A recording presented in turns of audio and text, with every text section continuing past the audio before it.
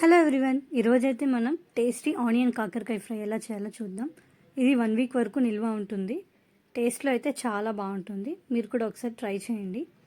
ముందుగా నేను ఒక 1/2 kg కాకరకాయలని తీసుకొని కడిగి ఇలా పీల్ అంతా తీసేసుకుంటున్నాను.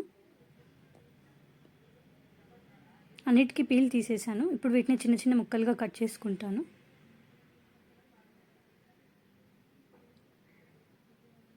మీకు కావాలంటే రౌండ్గా కూడా కట్ చేసుకోవచ్చు.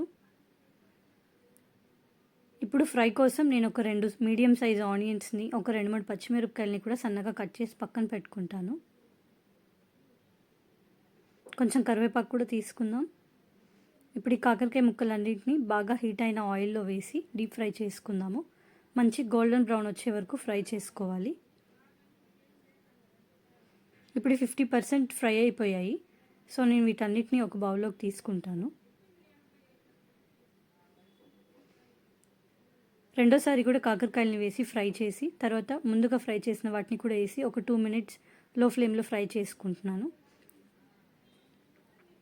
ఇప్పుడు స్టవ్ మీద ఒక బాండీ పెట్టి ఆయిల్ వేసుకోవాలి. ఆయిల్ హీట్ అయ్యాక ఆవాలు, జీలకర్ర, మనం ముందుగా కట్ చేసి పెట్టుకున్న పచ్చిమిర్చి, ఆనియన్స్, కరివేపాకు వేసి లో ఫ్లేమ్లో మంచి గోల్డెన్ బ్రౌన్ వచ్చే వరకు ఫ్రై చేసుకోవాలి. కొంచెం ఇంగువ కూడా వేస్తున్నాను, ఫ్లేవర్ బాగుంటుందని.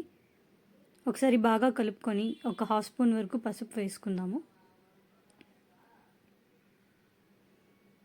పచ్చివాసన పోయే వరకు ఫ్రై చేసి మూత పెట్టి ఒక 2 నిమిషాలు మగ్గించుకొని తర్వాత తీసి మనం ముందుగా ఫ్రై చేసి పెట్టుకున్న కాకరకాయలని కూడా వేసి ఒకసారి వేయించుదాము. ఒక 2 టేబుల్ స్పూన్స్ వరకు కూడా సాల్ట్ తీసుకుందాము. మీ రుచికి సరిపడా మీరు వేసుకోండి. ఇదంతా ఒకసారి బాగా కలుపుకుందాము.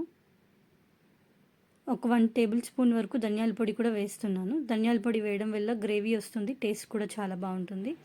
ఒక 2 టేబుల్ స్పూన్ కారం కూడా తీసుకుంటున్నాను. కారం తక్కువ తినేవాళ్ళు 1 టేబుల్ స్పూన్ వేసుకుంటే సరిపోతుంది. ఇప్పుడు ఇదంతా ఒకసారి బాగా కలుపుకుందాము. ఇదంతా లో ఫ్లేమ్లో మాత్రమే చేయాలి, హై ఫ్లేమ్లో చేస్తే మాడిపోతుంది. మూత పెట్టి ఒక 2 minutes మగ్గించుకుందాము. తర్వాత ఇదంతా ఒకసారి కలుపుకొని హోమ్మేడ్ వెల్లుల్లి కారం, మీ దగ్గర వేరే ఏదైనా కారం పొడి ఉంటే కూడా వేసుకోండి. ఇది వేసుకొని కలుపుకోవడం వల్ల గ్రేవీ బాగా వస్తుంది, అన్నంలో కలుపుకోవడానికి బాగుంటుంది. ఇలా ఆనియన్స్ వేసి ఫ్రై చేసుకోవడం వల్ల కాకరకాయ ఫ్రై ఎక్కువగా వస్తుంది.